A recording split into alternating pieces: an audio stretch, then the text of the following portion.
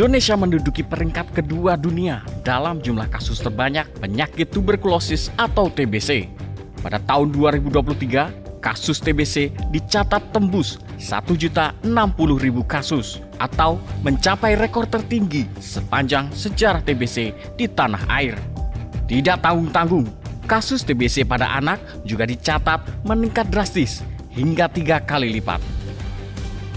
Alarm darurat TBC telah berbunyi bahkan sebelum Presiden dan Wakil Presiden Prabowo Gibran resmi dilantik dan kabinet resmi dibentuk. Angka kematian TBC bahkan dicatat mencapai 134.000 per tahunnya. Dengan kata lain, TBC merupakan penyakit paling mematikan keempat di tanah air setelah stroke, jantung, dan diabetes.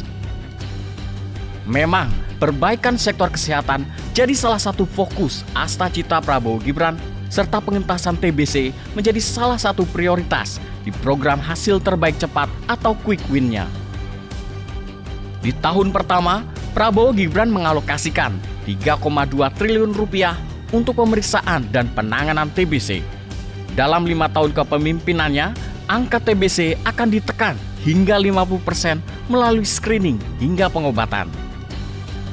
Setelah Presiden, Wakil Presiden, para menteri dan kepala badan dilantik, komitmen ini harus diuji dan implementasinya harus dibuktikan kepada rakyat. Kabinet Merah Putih yang digadang-gadang sebagai Zaken atau Kabinet Karya harus benar-benar berkarya. 100 hari pertama menjadi momen krusial dan paling menentukan apakah Astacita ini bisa menjadi nyata atau hanya angan-angan belaka. Indonesia sekarang nomor 2 di dunia. Dari dulu nggak pernah selesai, karena deteksi dini nggak dilakukan dengan baik. Active case finding-nya tidak berjalan. Lalu pengobatannya akhirnya setengah-setengah, banyak drop out, justru semakin drop out, semakin sulit mengobati.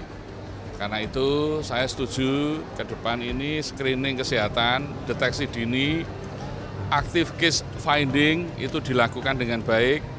Setelah ketemu diobati dengan baik, diintervensi dengan baik, tidak sampai jatuh yang berat. Karena kalau satu jatuh yang berat, justru pembiayaan kesehatan kita semakin mahal. Ini PR berat Pak Presiden karena kita tahu ketimpangan akses layanan kesehatan kita sangat tinggi. Justru orang miskin yang tidak memperoleh akses layanan kesehatan dan layanan kesehatan yang baik. Orang miskin.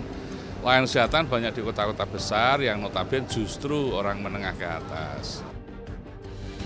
Pada 21 Oktober lalu, Prabowo menunjuk Menteri Kesehatan Kabinet Joko Widodo untuk kembali mengisi posisi yang sama.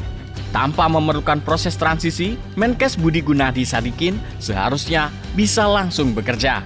Pasalnya, meski penyelesaian TBC jadi prioritas, banyak permasalahan di sektor kesehatan yang menunggu untuk diurai segera.